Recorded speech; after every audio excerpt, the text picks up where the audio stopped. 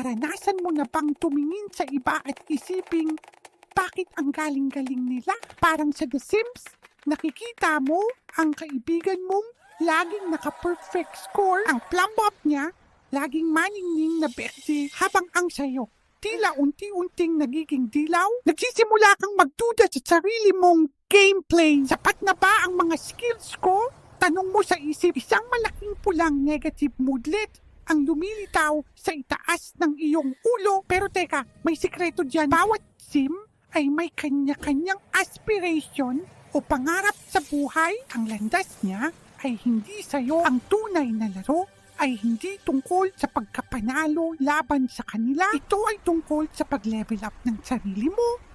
At which script as, kaya sa halip na silipin ang kanilang skill meter, tumuon ka sa sarili mong mga gawain, magpinta, maggitara, o mag-aral ng bagong skill. Panoorin ang sarili mong skill bar na unti-unting napupuno. Pakinggan ang matamis na tunog ng skill up. Dahil ang pinakamahalagang sim sa kwentong ito ay ikaw, kaya i-level up mo ang iyong confidence at i-enjoy ang sarili mong kakaibang kwento.